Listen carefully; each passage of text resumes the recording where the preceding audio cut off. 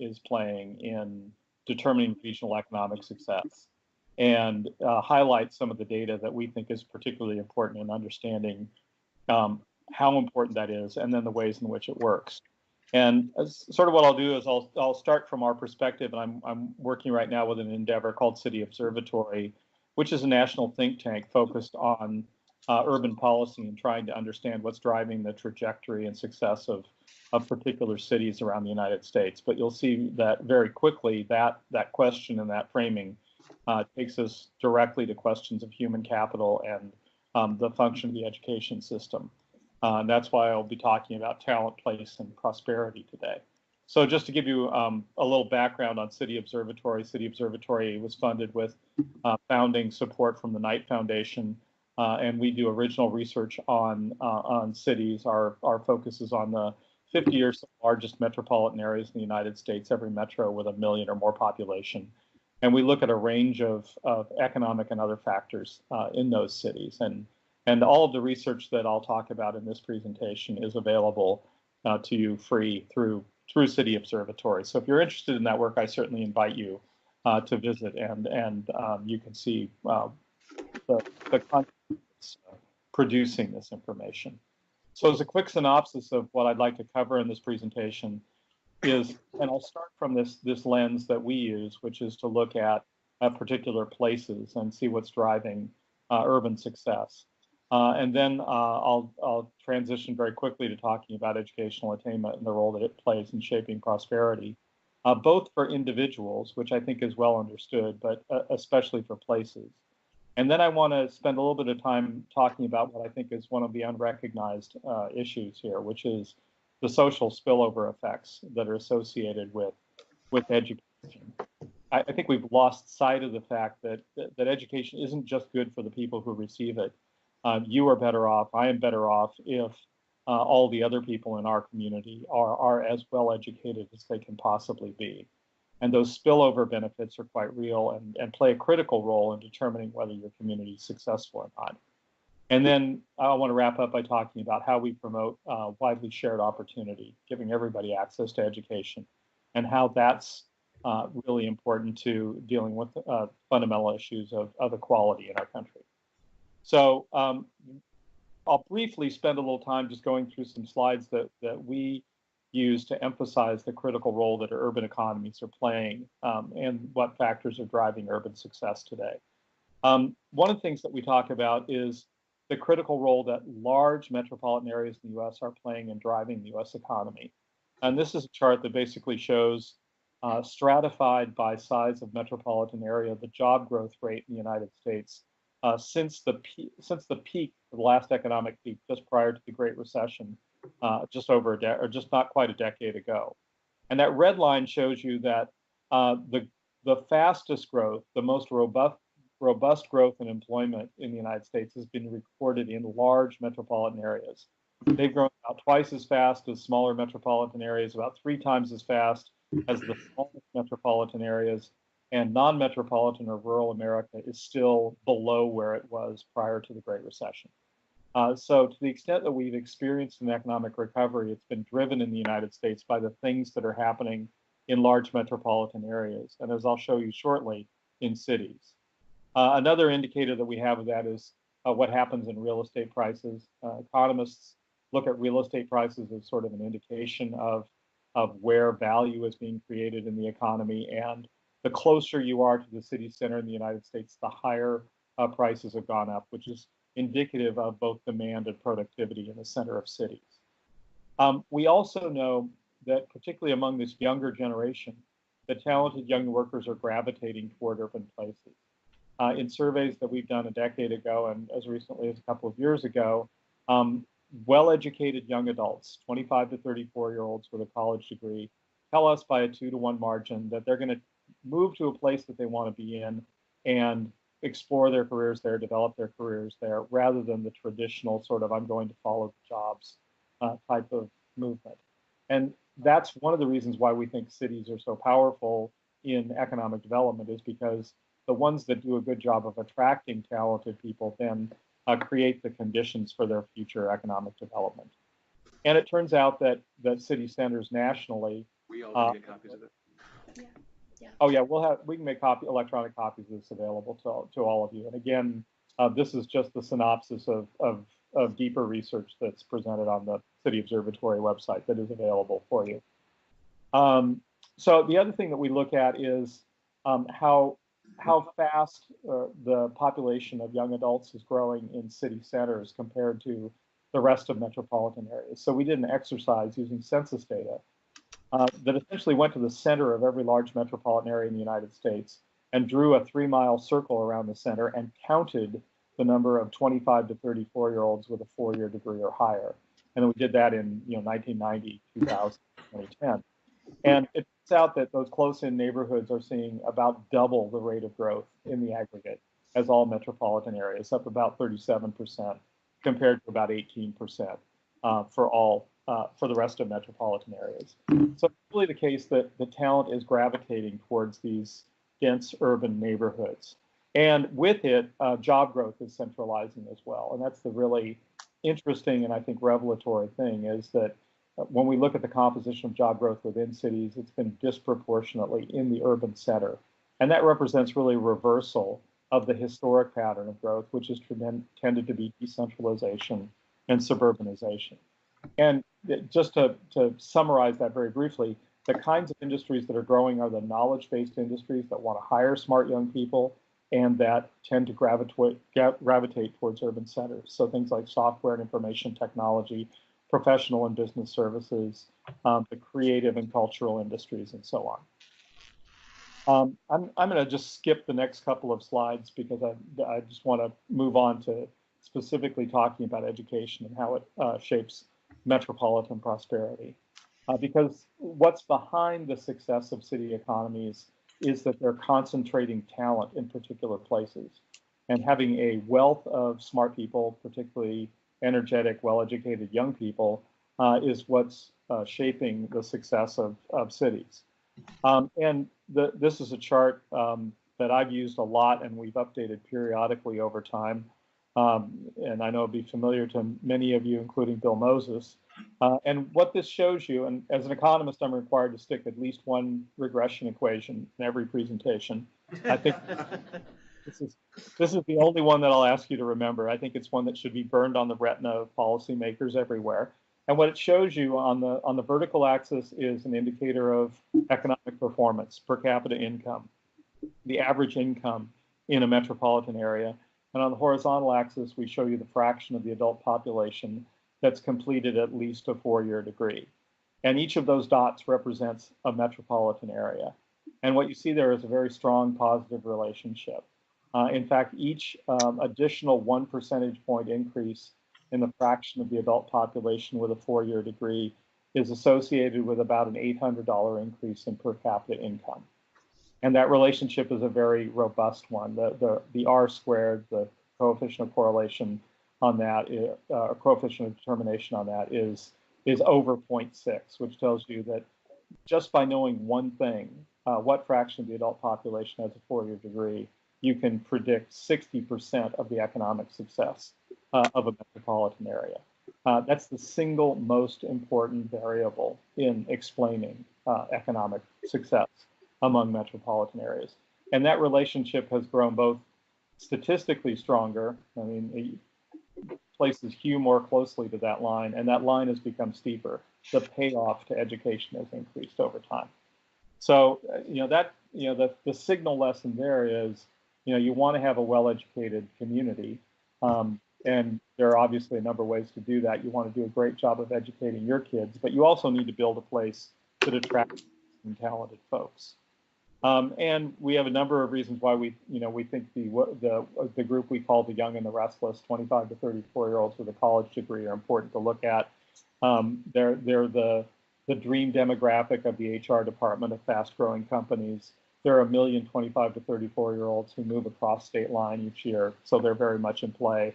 And that's the time of people's life when you're likely to capture them, when they're particularly in their late 20s. So again, we've done this exercise, and I'll just show you the map for Detroit of looking at what we call close-in urban neighborhoods. And what we've done is drawn this 3-mile radius around the center of Detroit. And while that laps over into Canada, we don't have data for Canada, so keep in mind that I'm not looking across the international border there. But again, these are the data that show you what I alluded to earlier, that the number of young adults are increasing faster in central cities. And that's true even in places like Detroit, which have seen a lot of population loss over time. So these are the data for 2000, and then for the most census period on the number of 25 to 34-year-olds with a 4-year degree. And you can see that's increased by about a quarter in Detroit in a little over the last decade. So this is a trend we're seeing in a lot of places. And we know from our work and that of others that the characteristics of cities that are drawing young people have a lot to do with what we call a set of new urbanist bullet points, places that are dense, diverse, and interesting, and offer a range of different ways for people to get around the community. And the other thing that I'll just touch on this briefly is a lot of times people will, think of this as being pitting cities against suburbs, and I don't view it that way at all. I think to have a robust metropolitan economy, you've got to have both a strong urban center and robust suburbs. And I think that it's the case in the United States that the robust suburbs, or a collection of desirable suburbs, is not a distinguishing characteristic among metropolitan areas. But the strength of the urban center actually does turn out to vary a lot among metropolitan areas. And so that's the thing that people need to work on. Now, let me talk about this issue of what I call the education spillover effect, which is, I think, something that we used to understand innately in the United States and that guided our approach to investing in public education, but which I think for a variety of reasons we've in many ways lost sight of in the last several decades. I think we all recognize that more education is valuable to the person who receives that education. We know it increases your likely lifetime earnings, it improves your economic status, and it's correlated with a large number of measures of health and perceived well-being. But it also turns out that living in a community where all of your neighbors are also well-educated or better educated turns out to have big positive effects on you as an individual. And statistically, we know, and I'll present some of this evidence, we know that living in a metropolitan area that has a better educated population means that even those people with less education do better, and that do better in economic terms. There tend to be more local jobs. Those jobs tend to pay higher wages, and unemployment rates tend to be lower. So let me review some of that evidence really quickly. This is a chart, and again, I promised only one regression. This is actually another one, but we'll focus on the scatter chart here. And it's one that speaks to a particular issue, a spatial issue around segregation. And I have another one in here that's around income segregation, but we look at both racial economic segregation and income segregation to measure how connected communities are. Places well connected where there are people from all kinds of different backgrounds living close to one another, or are they widely separated in the community? And it turns out that places that are more segregated, in this case by race, tend to have a bigger income gap between racial and ethnic groups.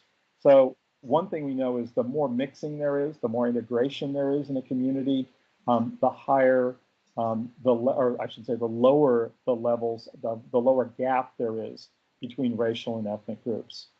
So that's one thing we know about these spillovers from education is the more mixing there is, the more integration there is, the smaller the gap between groups.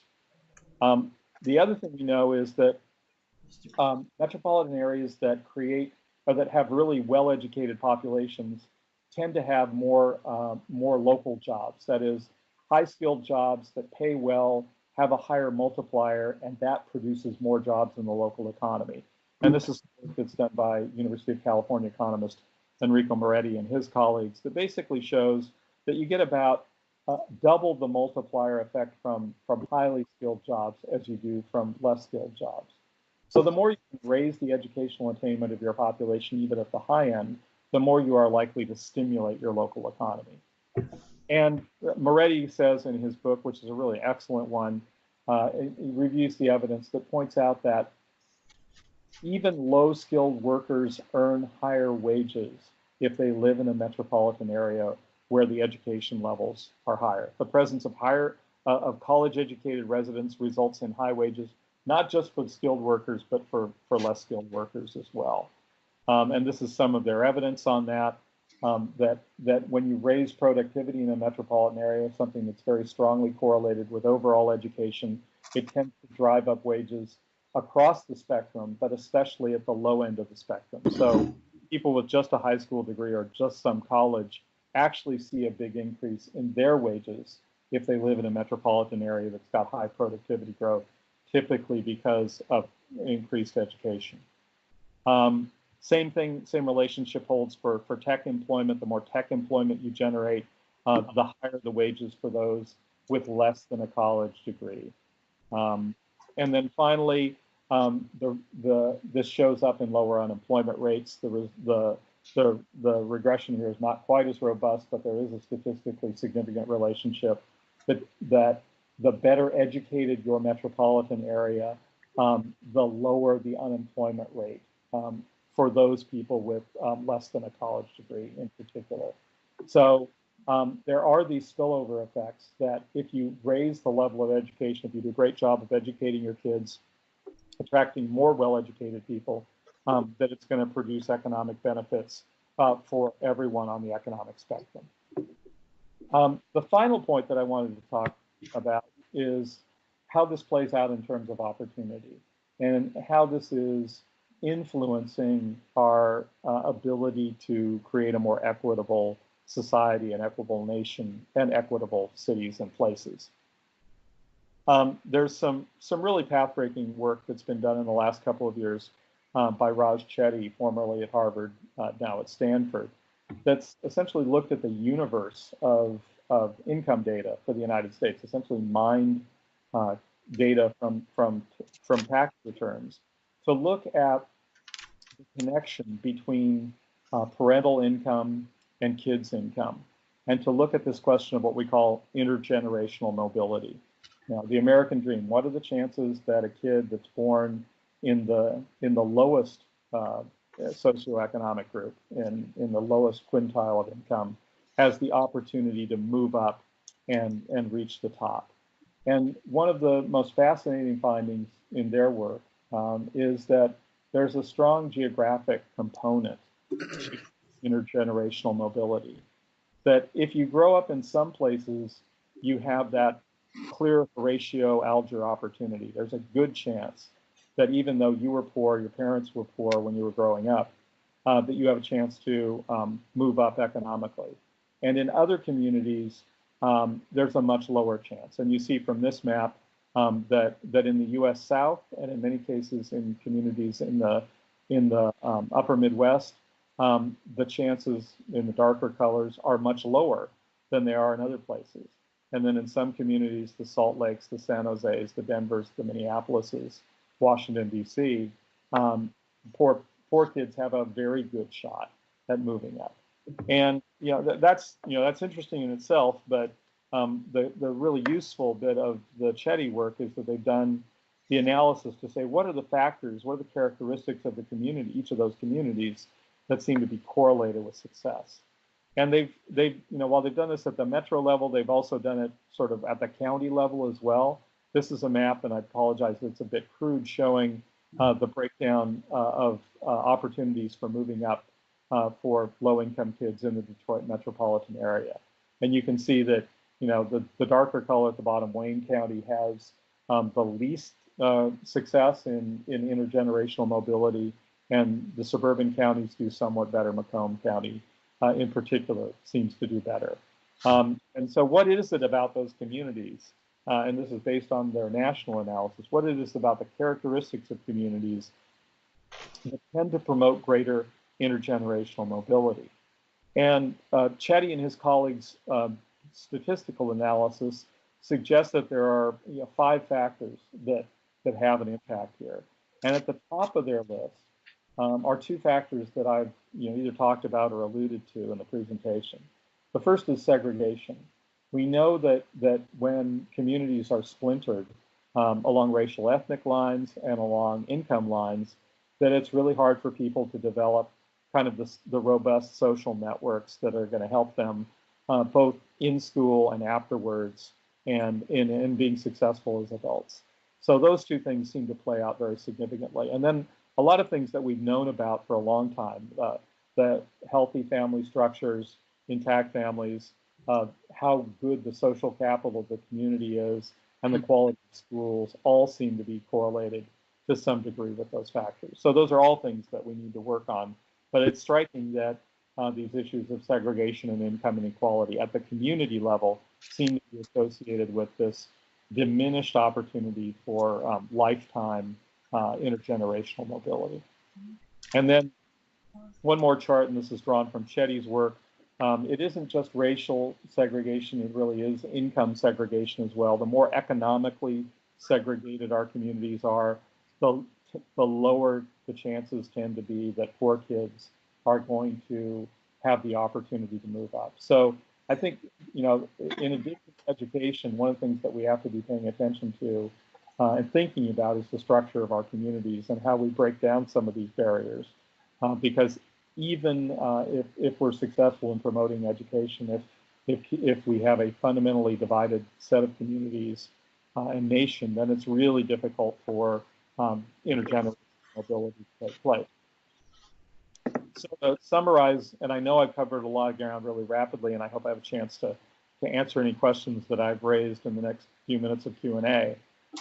Things that I stress that communities ought to be paying attention to is, first, the fundamental is you've got to promote educational attainment. You've got to do a great job of educating your kids.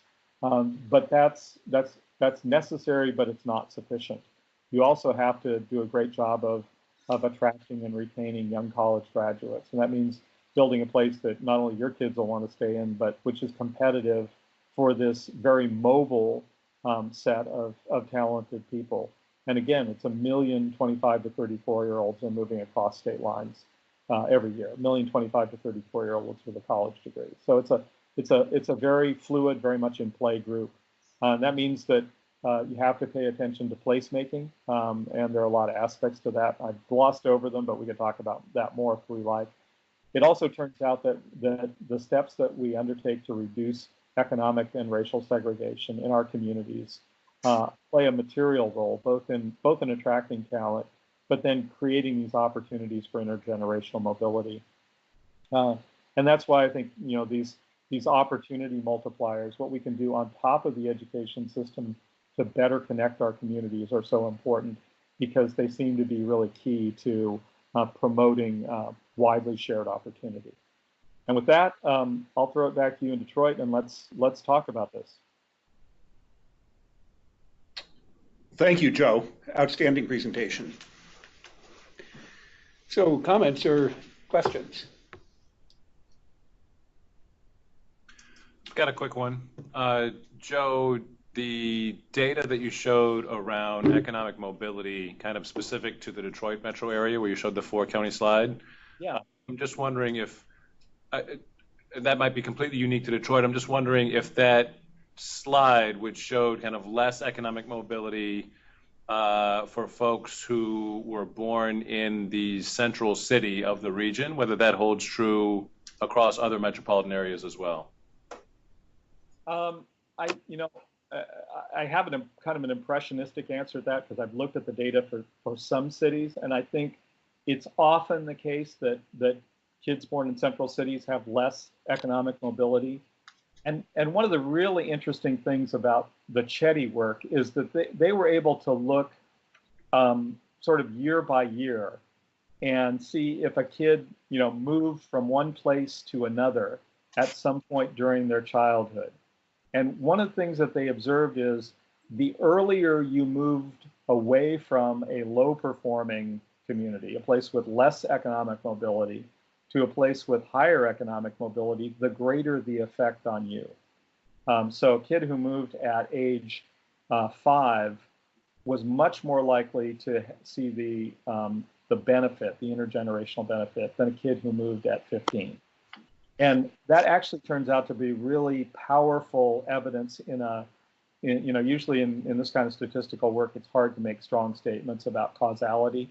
But the fact that they've got such a large sample and are able to look at kids who moved at different points in time and find a very strong relationship, it gives us a lot of confidence that it really is these environmental factors, the things that are going on in these neighborhoods, that play a really critical role in shaping opportunity, particularly on this measure of intergenerational mobility. Doug. Have you seen in your research, any metropolitan areas that have significantly increased their levels of education attainment over, let's say, a decade period? Well, again, there are at least two different ways of looking at this. One is this question of how good a job are you doing of educating your kids, which is sort of the output of the local education system. And then the other is the net effects of migration.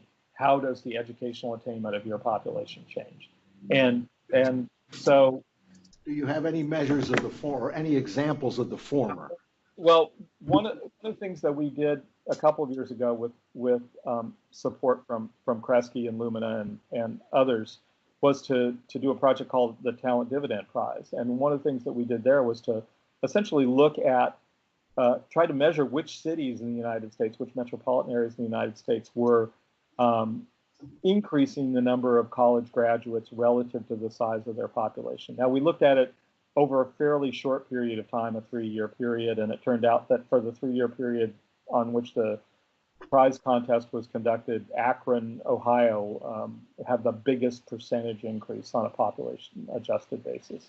Now, I hasten to say that was just 3 years, and I think your question is very much on point. Is somebody doing it on a sustained basis?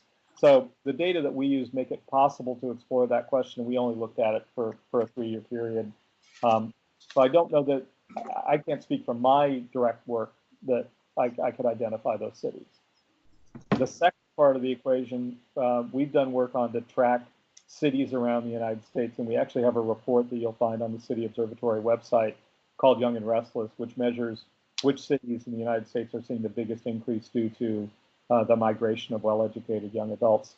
And you'll see there are the cities that would not surprise you in terms of increases. Portland, which we've mentioned, has done really well, but the Portlands, the Austins, the Seattles, and a number of others have seen noticeable increases in essentially their market share of well-educated people.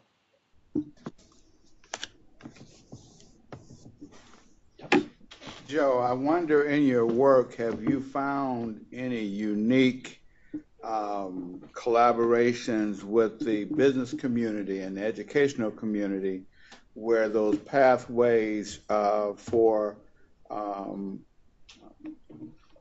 trained folks with valued certificates and degrees have a more effective pathway into employment? They have the education, but not the experience, might not meet the HR prerequisite for a particular position. So have you found in your work any unique collaborations between education and business? Our research stops short of looking at individual programs, so I can't point to a specific example of that.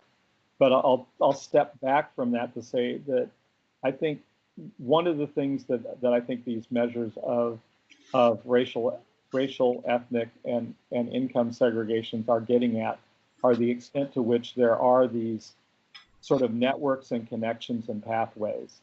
And some of them are very informal and personal and social, but then some of them are programmatic, or they get embodied in some institution. And I think that's in part what this, or in large part what this segregation measure is picking up, is the absence of those less than formal networks to connect kids with opportunities. So I apologize that I can't pick out a specific example, but I think that's a very fruitful avenue of inquiry, is to think about how you make those connections. Thank you. Randy. Under the keys to a prosperous city, your last slide there, the last Yeah. bullet, tap opportunity multipliers to promote widely shared prosperity. I was wondering if you can give an example of what that is. Yeah, I think that's it's exactly what we were just talking about in this last question. Is you programs that help people, help particularly young people and people who are disadvantaged who are maybe cut off from opportunity to better connect to opportunity, and it can be a lot of I think these informal and networking programs that we've talked about, and that you know better than I. So you can't. I think the counsel here is you can't simply rely on just more education. It has to be, are there things in the community that enable people to connect to a broader set of folks. Quick question. When you showed that relationship between the per capita income jump per 1 percentage point increase in bachelor attainment, I thought you said that the difference was like $850 or so. I thought I had seen that the most recent iteration of that of that work was that it was, I think, closer to $1,100. Was I mistaken, or is it still about $850? That's a detail. Let me go back and double check that. I may be quoting the old number there. Yeah, I thought it had grown. It has grown, and it was 700 and something, and then 800 and something. So let me get that exact data point for you. Hi, Dan. So I'm curious about when you show the communities where prosperity exists and you have high numbers of young college graduates, but we know that some of the places where cities are doing really well, segregation is increasing, like in San Francisco or Seattle, and even in Washington, D.C., not as much, but you see the numbers shifting pretty significantly. So I was wondering if you could help us understand how this is playing out around economic and racial segregation, especially in places that have the highest growth and seems to become more homogenous. Homogenous. Well, let me back up to the first principle there. Are cities like San Francisco and Seattle becoming more segregated? And actually, the evidence is twofold. One, the level of segregation in those cities is lower than in most cities in the United States. And as best I can tell, they're not statistically not becoming more segregated. Now something else is happening there, which is there are fewer low-income people living in those. So let me distinguish between the overall composition of the population and the spatial arrangement of the population. So spatially in San Francisco and Seattle, those places are as, if not more, racially, ethnically, and income integrated than they have been historically. But both of those places, and particularly San Francisco, have seen lower income people essentially moving out of the community. So both of those things can happen at the same time.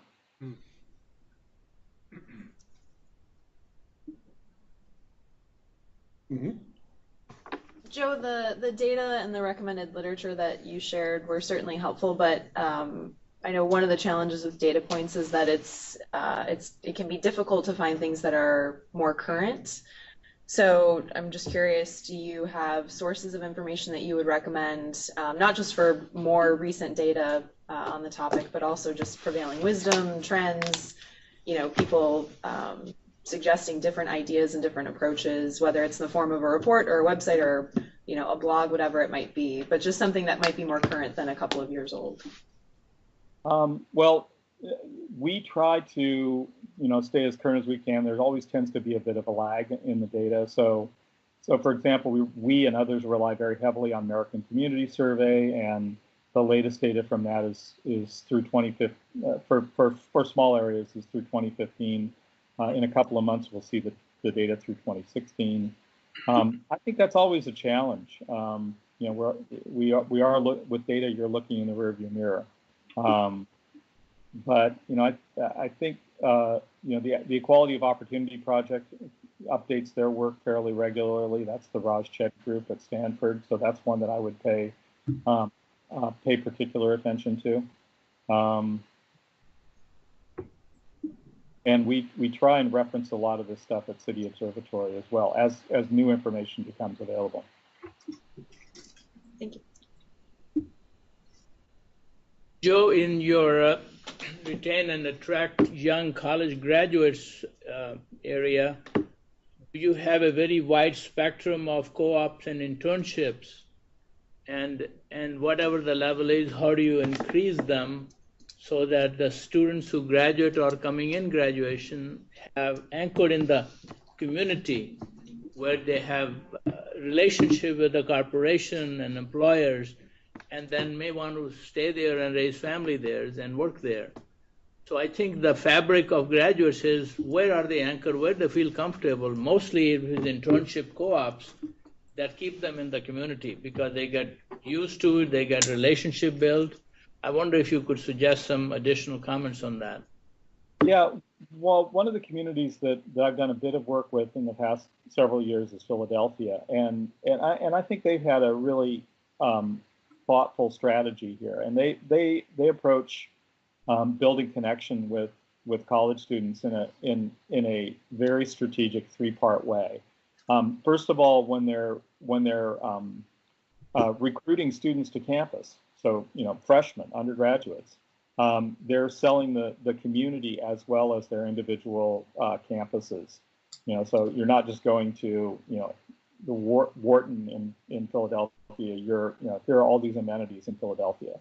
The second thing they do is have a program where they're trying to get kids off campus and into the community in a variety of ways, both socially and civically. So here there are a lot of events and activities in the community, but here may be things that you can get involved in, the social calling that you can help with neighborhood activities and the like. And then the third thing, and it's what you just pointed out, and is really the capstone, is can you connect students while they're in your community with employment opportunities, so that they have a sense that there's something going on in the community besides just college.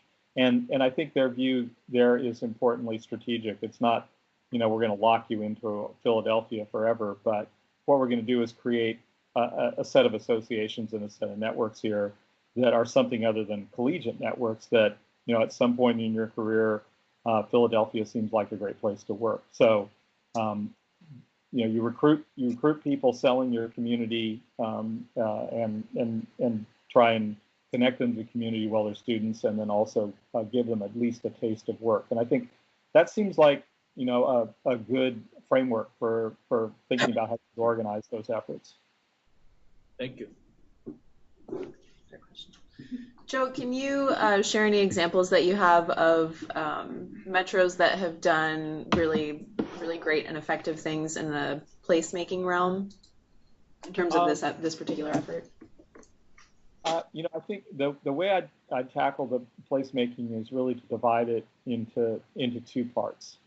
I think there is kind of a generic or cross-cutting set of parts of the kinds of things that cities do that build placemaking, and I think it's the how you build great urban neighborhoods, how you build these kind of diverse, interesting places that have a lot of amenities and activities, and I think the transportation components all turn out to be really important. The bikeable, walkable, and transit served. I think it's no accident that in its very famous RFP, Amazon is talking about we want to be in a place that has a really robust transit system. And I think that's because the kind of people they want to hire want to live in that kind of a place. It's sort of a marker of a strong urban environment. So there are those cross-cutting things. So that's the first thing. But then the second thing is, I think you have to have a strong local, distinctive DNA. That this isn't about one cookie cutter approach. I think you have to have a community that has a strong sense of what it is and what it wants to be. It's not. I don't mean this in this sort of, branding sense, but in the sense of, a deeply shared identity, and that, what works in an Austin or a, Portland or, Raleigh as a place building strategy may not be at all the right thing for Detroit. I think Detroit has its own, set of, terrific, history and institutions and culture and building on that and figuring out how you be, not a poor imitation of Austin, but the best possible Detroit you can be is really the key to placemaking. And I appreciate that that's, a bit, of a difficult challenge, but I think that's the really great placemaking efforts are ones that aren't easily imitated and that are deeply rooted in the DNA of the community. Joe, I actually have a question about Amazon, and I'm interested in what you think of that. I think we might be competing cities here. There's a whole team of my colleagues at the chamber and colleagues at the city that are all working to prepare a bid for Amazon. I have wrestled with this a little bit because I feel like, I am fully supportive and I think we have a good shot. I'm optimistic about Detroit's chances, but I do feel like it's a little bit of a Hail Mary connection, and I'm wondering, I just keep thinking if everyone was more aware of some of your research, that it's about talent attraction rather than business attraction that can promote long-term growth, that strategy would be front and center in front of our policymakers, that would be maybe a more direct path toward prosperity rather than Amazon. Although we'd love both too. Well, I'd say read between the lines of the Amazon RFP because it's all about talent. And clearly, the company is engaged in a strategic effort to create the best possible bargaining position with whatever city it chooses.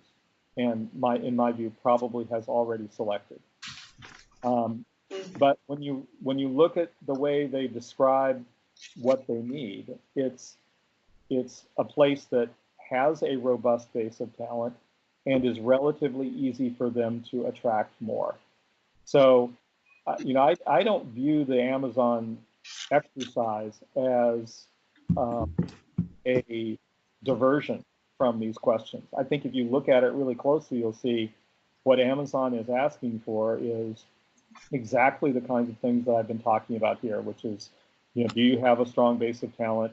Do you have great educational institutions that create more? Do you have a community that attracts and retains these folks? Joe, I'd love to follow up on a question asked earlier about the racial and economic segregation. This might be a little bit of a stretch, but it occurs to me that reducing economic and racial segregation probably leads to the first three bullets on that slide, keys to a prosperous city. It helps with placemaking. It certainly helps to attract young college graduates, and we know it's one of the strongest levers around promoting educational attainment, at least among your current citizenry. Can you lift up for us or identify for us cities or metro areas that have intentionally kind of tackled economic and racial segregation, what kind of policies they used, and kind of beyond housing, kind of what other levers might be available? Short answer, no. I mean, again, what I can do is I can tell you which cities are the least segregated and have made the most progress, but I haven't looked into what are the policy steps that they've taken that have gotten them to where they are. I think one of the things we know that there's a lot of the patterns don't change rapidly, and there's a really strong sort of geographic tilt to it. So cities in the West, which are fast growing, which have grown more recently, tend to be a lot less segregated than cities in the Northeast and Midwest, which are slow growing. So some of these patterns are embedded in, stuff that happened decades ago, and that don't change quickly unless there's a lot of growth. so, I mean, I guess I can, give you the metrics and show you who's made the most quote unquote progress on some of these measures, but I haven't sort of done the exercise to figure out, well, what is it about these intentionally, which I think is the important part of your question, but intentionally they've done to try and influence that. Maybe just a quick follow-up. Is there an Eastern or Midwestern city that you would lift up as a model? That's a data question. I'd be happy to follow up with you and say, here are the ones that perform the best. And then, but that is a data question I could definitely get the answer to. I found the same topic intriguing, Joe, because you're connecting three sort of variables rather than just two. So there's educational attainment, there's regional prosperity, and there is degree of racial and economic segregation. And you're basically making the case that they are all causally interrelated. The CEOs for cities data was really interesting to many of us because it made kind of a causal argument between level of college attainment and per capita income. I think one of your slides maybe answers the question I'm about to ask you, but is there also a racial equity dividend that comes from higher, let's say, college or post-secondary attainment? In other words, can you make a similar graph that shows that regions with higher education attainment also are less segregated? Boy, I haven't done that. That's a really interesting question. I mean, the one chart we have in there that I think bears on this is the chart fairly early on that talks about the black-white wage gap and segregation, and that there's a bigger gap in places that are more segregated. But I haven't tried to correlate that to educational attainment. So that's a really interesting question. There was a point at which, at New Detroit, a number of us tried to basically give a kind of back-of-the-envelope calculation of the racial equity dividend parallel to the talent dividend. And it would be very interesting to kind of show that these things are harmonious. We can attain both ends, higher prosperity and also greater equity across race and ethnicity by increasing educational attainment. Yeah, and I apologize for not including this in the presentation. I should. Terrific study done by the Urban Institute and Chicago called "The Cost of Segregation" that has exactly that kind of estimate in it that says, here's the price that we think we're paying in terms of foregone income and the like due to the high levels of segregation in our community.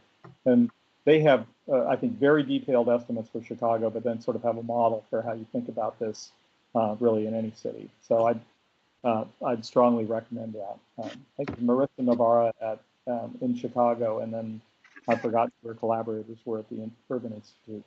Urban Institute, great. Yeah. Great, thank you.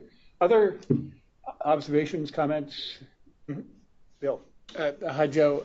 I was just remembering that in the Talent Dividend Prize, there were two cities, Los Angeles and Orlando, that had a significant increase in underrepresented students of color in degree attainment. I think Orlando had higher BA attainment, and Los Angeles had higher associate degree attainment. And my sense, this is impressionistic, is that Orlando is particularly effective at transfer between Valencia Community College and University of Central Florida, which is a very reform-minded, success-minded institution. And in Los Angeles, you had a lot of the chamber moving students into college with FAFSA campaigns and engagement with both business and community colleges. So I was just thinking that might be something to look at, because not every city was able to do that. And that if you're thinking about, for Detroit and for the country as a whole, trying to get underrepresented minorities to be better educated, because that's the largest growing or the most significant population that isn't as well educated. That might be a clue. But I was just wondering, Joe, if over these years, if you are seeing the trends that you've looked at being reinforced and sort of escalating or increasing their velocity, or if you're seeing any new trends emerge over time that maybe you didn't see 10 years ago in your work. I think the trend that we're seeing increasing is I don't, excuse me, I don't see any, abatement of the economy shifting towards more talented folks. The sectors of the economy that are growing are the ones that are the biggest users of talented workers. And we're also seeing this intensification of economic activity in cities. And it's really a separate conversation, but I think what's happening in rural areas and non-metropolitan America is a huge, huge challenge because the economy is just moving away from the kind of assets that they have.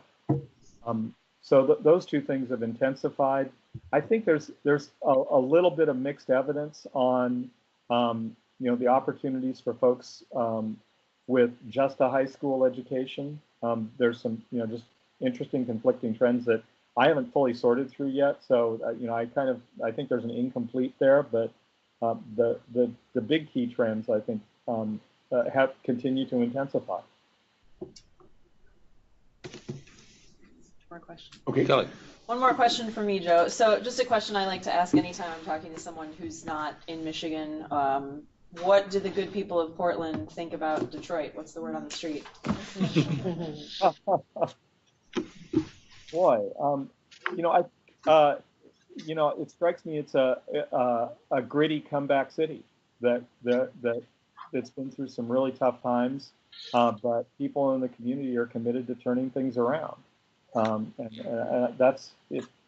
In the conversations that I have with people about Detroit and many folks who've traveled to Detroit, I think we sent our chamber or a chamber affiliated organization sent a tour group to Detroit a couple of years ago.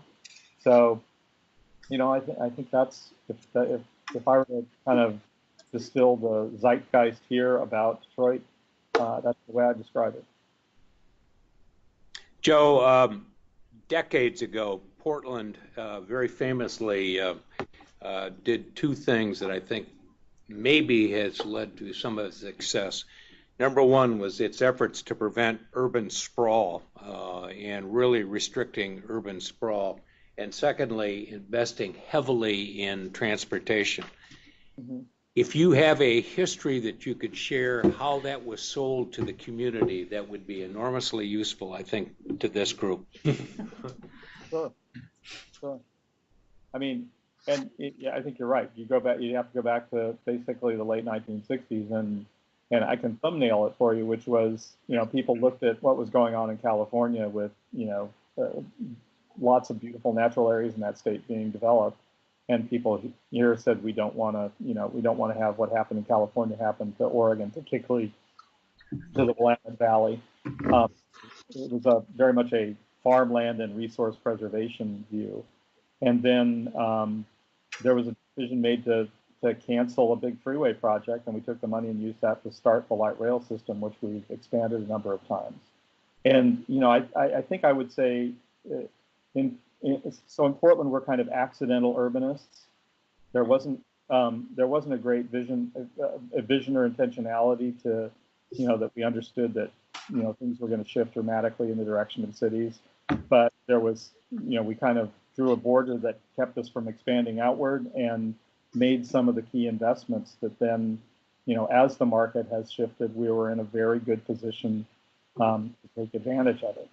And I'll just close with one point, which is I think and now in Portland and in many places in the rest of the United States, this movement of well-educated young folks back to cities is bumping up against the limits of the housing market, and that housing prices are getting bid up in cities. That's why we see the kind of displacement that we talked about earlier, and that's a big challenge is how you accommodate this growing demand for cities. And our view in the United States is we have a shortage of cities, of the great urban places that people want to live in. So I think the encouraging news is, you've got in Detroit and a lot of other cities have the bones of a great metropolis that's underutilized. And so there's an opportunity there to build on that and build the kind of concentration of talent that then helps power an economy and provide the opportunity for widely shared prosperity. Well, unless there are other questions, I want to thank Joe Cortright for really an awesome presentation, an inspiring presentation for the work that we are trying to do here at Detroit Drives Degrees. Your expertise and the resources you've offered us are really very, very helpful. So thank you, Joe. My pleasure.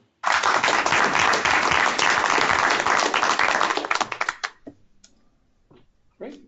So we're going to break now for lunch. I believe lunch is set up behind this door here. They're going to move out that wall. And it's Mediterranean, I believe. So we'll take the next, 15, 20 minutes to get food, come back. And when we return,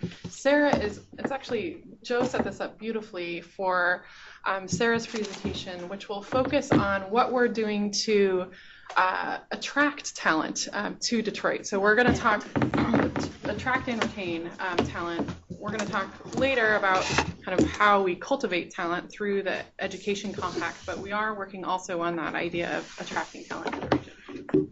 Thank you very much. I think it's just right over there. Yeah. I was going to make a point. Yeah, please. What role does immigration plays into the future of communities like Detroit?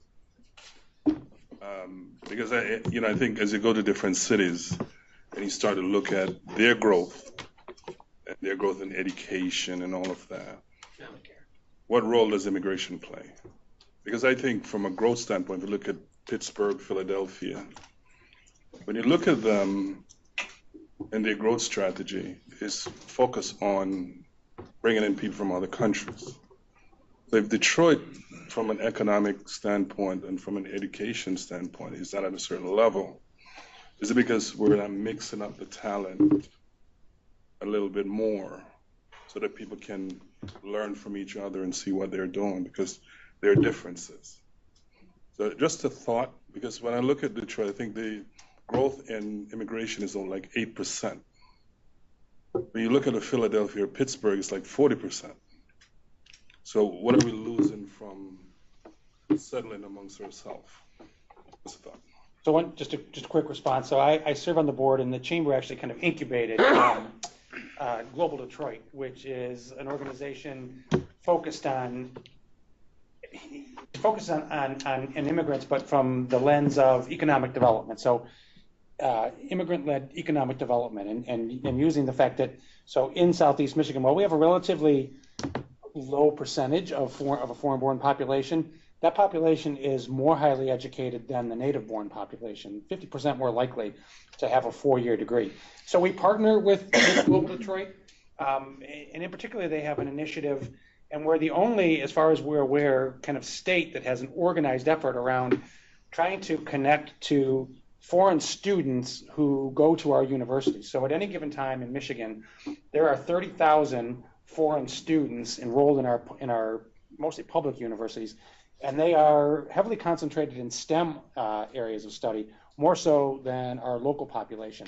And then building a connection between our employers and that group. So traditionally, that student population has come in, they've gone to school, and then they've gone back home. They've not been, one, introduced to employers, and two, not even really introduced to the community. So Global Detroit has taken an effort through this. It's the Global Talent Retention Initiative, is this specific student-focused program that has really tried to create connections between that student population and Detroit, and then our employer community. But so we partner with Global Detroit, and actually Steve, I don't know if we still have him on. He's not been able to make Leadership Council last year. Yes. So Steve, so their director has not been able to make our meetings, but we still partner. I'm going to their fundraiser this evening. But it's a great question.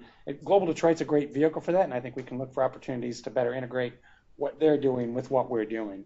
I think it's a great opportunity for the colleges and universities to really tap into that whole resources. I'm from Jamaica originally, and colleges are in Jamaica all the time looking for talent, and in the Caribbean in general. And so that's a great opportunity for us to merge, between these different entities and give our people here an opportunity to go to those countries and do different things. And we've, so Global Detroit had a pledge, during kind of the whole, the the executive orders around immigration, and so the chamber signed a pledge along with many others. One of the leads in kind of stating our continued interest in open borders and immigrant being immigrant friendly.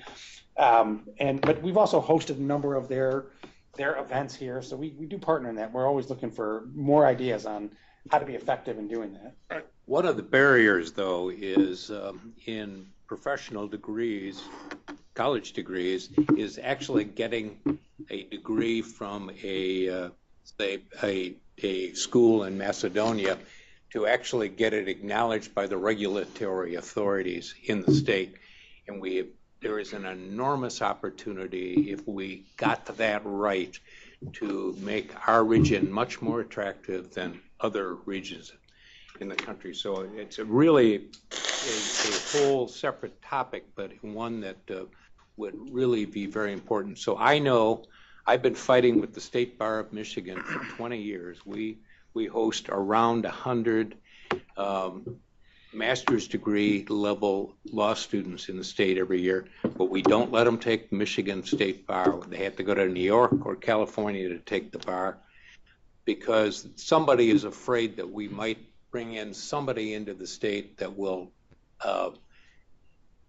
take jobs away from them. It is the craziest thing ever. So as a lawyer and a lawyer in a business that's very outward focused outside the United States, I very much agree with your point, but it presents a huge opportunity, and if we could legislatively work our way through an answer to getting degrees from other jurisdictions qualified here in the state of Michigan and get people licensed, we would do ourselves an enormous favor and make ourselves much more attractive.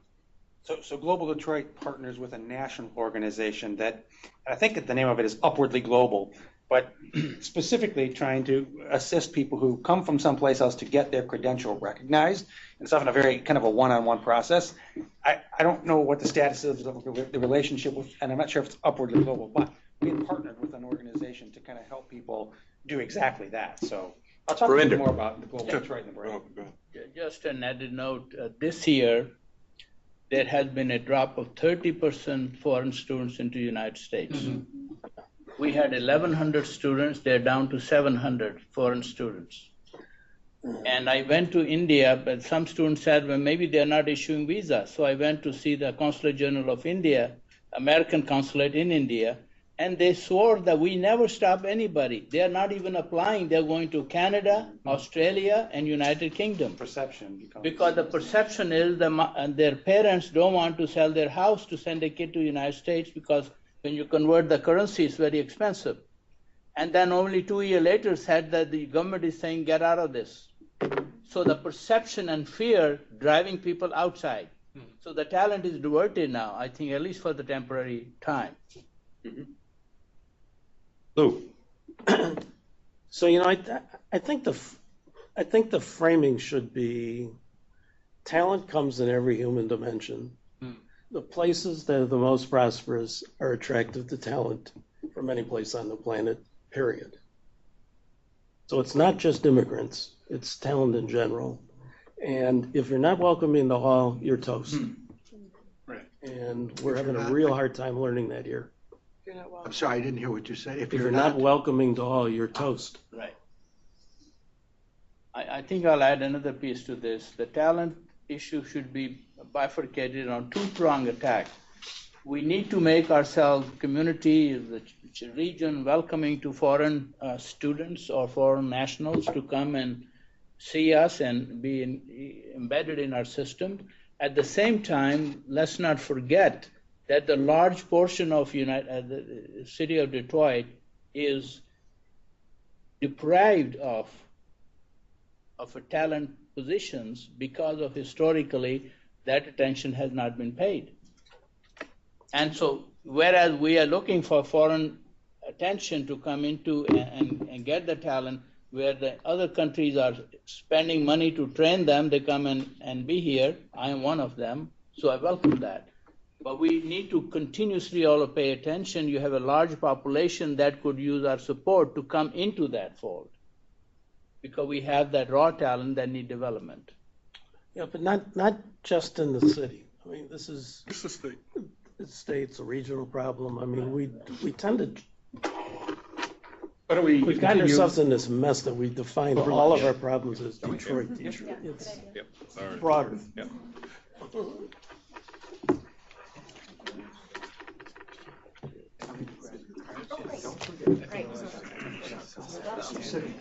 Oh, great, sure, yeah, anytime.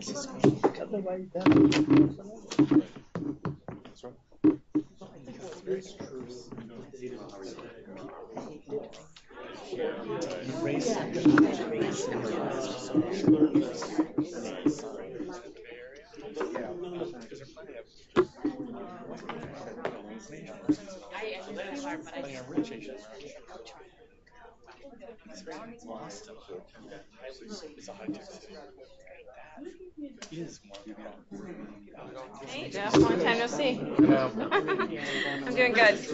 Hey, did you get a chance to look at that spreadsheet that I sent over to you?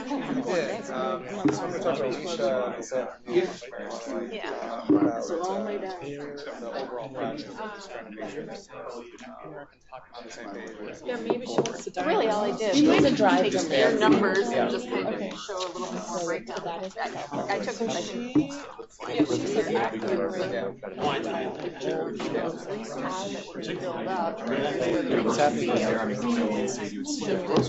What's the number you think?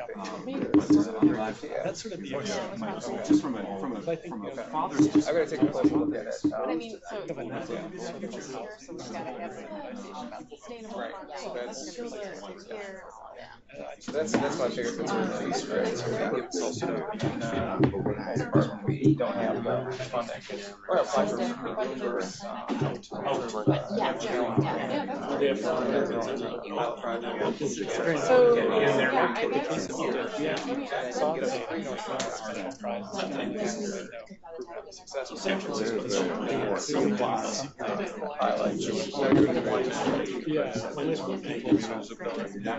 and I think knowing a little bit more about Orlando over time. Trying things that haven't been tried before. In the city, at least. So sometimes these things are strange. Would send their kids to schools that are pretty But maybe the that's okay.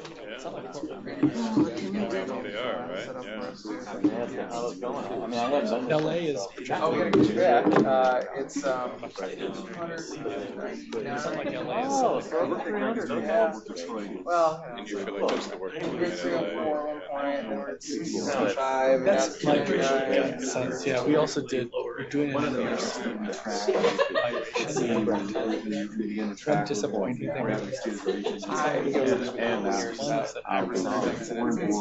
And so did you have a problem? Identify the problem, right?